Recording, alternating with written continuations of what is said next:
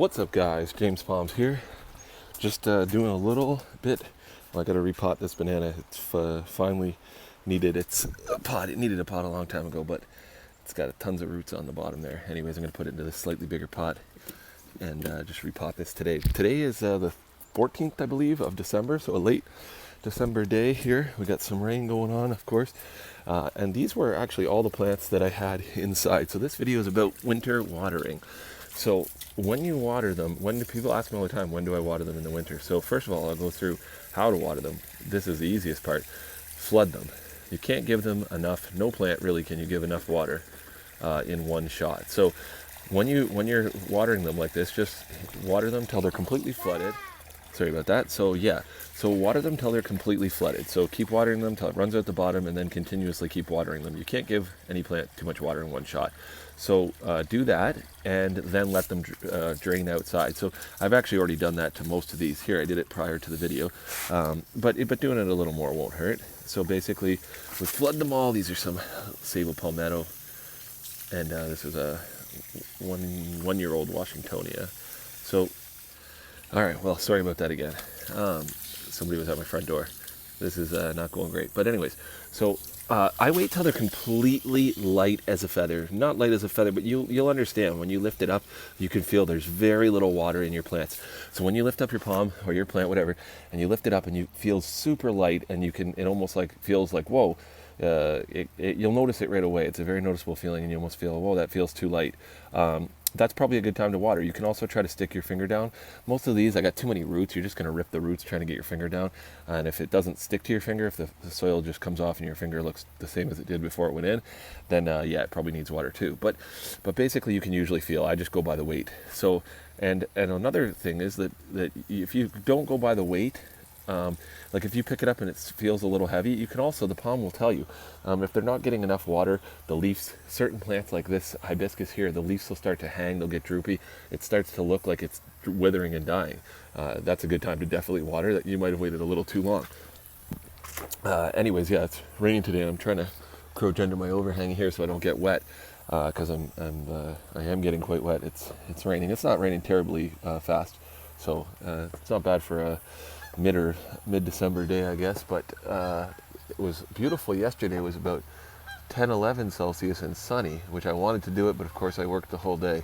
Came home, and originally they were saying it was going to be sunny today and quite a bit warmer, and now it's, I don't know, about 7 degrees and rain or something. It's cool and damp. It doesn't feel good.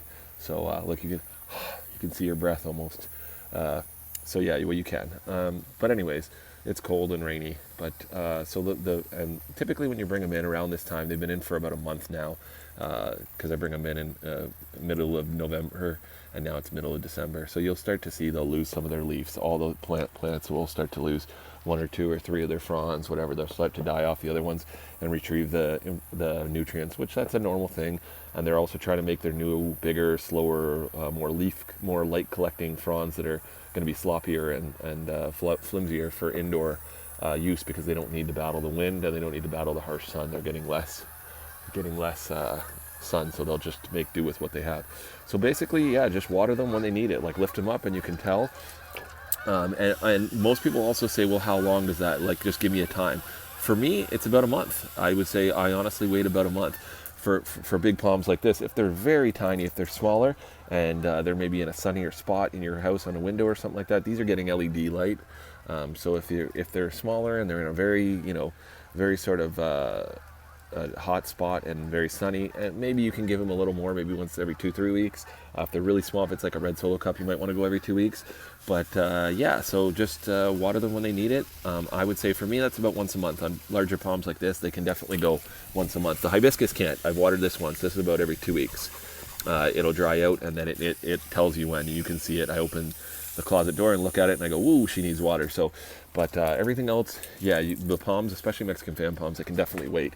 The worst thing that's going to happen is they'll lose a couple of fronds, but they will survive. They typically won't die from lack of water in the winter in your house. You'd have to let it go for a long time. I mean, they would die eventually, but they're very drought tolerant. So they'll lose all their leaves first, and that'll be the last thing to go. Will be their spear. They would hold on to the bitter end. I don't know how long it would be, but if they're potted in there and they're a decent size, I would imagine it's quite some time.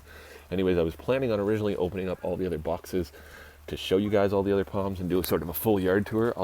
I'll walk around, but I'm not going to open up any boxes because I don't feel like getting any more wet than I already am, and I already have to come back out here and get more of these palms. So yeah, for me, I do it once a month, roughly. And it's good if you can bring them outside. If not, you do this in your bathtub, I guess. If it was, -5 or -10 or something outside, I'm certainly not going to bring the hose out. You could, but the water will start freezing and stuff. So we've been lucky. We usually, most of the time, I can wait for the warmer days because we usually don't stay below freezing for too long. We usually have a couple days, and then we'll go back to more tolerable temperatures, and then we'll go back into freezing, and then it usually comes in waves. So give this guy his last hit. These trackies here, I actually might put them outside. So I'll give you a quick little look, and I'll give you another look at the easiest way to store palms over the winter. 1 second. All right. Sorry, I was trying to shut my hose off. I'm going to redo my potting in a few minutes here with my banana. Let me go. This is the easiest way right here. Keeping these in this vehicle like this is the easiest way I've ever found. This is awesome. Temperature in here just stays very cold because I have a little heater on a thermal cube. So a small little space heater like this on a thermal cube. So it goes down till 2 or 0, then it turns on, it calls for heat, warms it up to 7. Only takes probably a few minutes for this heater in this little old van I have here. And then it turns it off. You don't have to really water them. They don't need sunlight. They don't need water. They don't need really fresh air. They don't need much. They really don't need much because they're not in an active growing state. They're sitting in a limbo state. They're basically sitting in suspended animation, which doesn't get you growth over the winter, which for me, I don't actually mind. I don't really care so much. So that's the easiest way to keep a plant. So if you got some bigger palms or something and you want to just bring them in maybe into your garage or something, try that because it's a lot easier to keep them alive, and then just introduce them slowly into the sun. It's basically no work. If you had them right in your garage door, as long as you're not opening it all the time, you have them right against your side of your house or something, and they stays above freezing.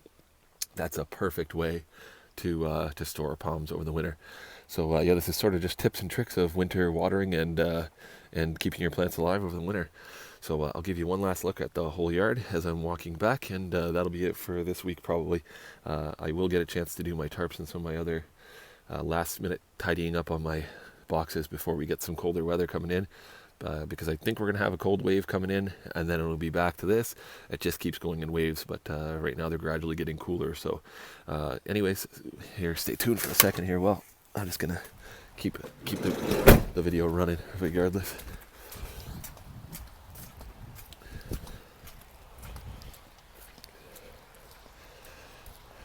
So it's the front yard. Yeah, I think it's December 13th or 14th today. So grass is still looking fairly green. Not great or anything, but I just need this one here. I got to peg it down, and there's pegs that I got to take the sides off and do some pegs, and then I got to put tarps over both these and the two in the back. And these ones here are all good, tarped up and good to go for the winter. And I don't touch these. I don't open them really usually at all unless some people request.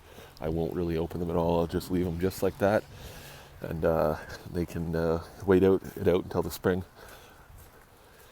Yep. So this banana, I'm gonna have to get that done. So this is my last little bit of snow. I had it clumped up underneath the shade here of these things. It's like little pieces of ice. In this temperature, it doesn't melt that quick. It's like rolled in a little ball beside the box.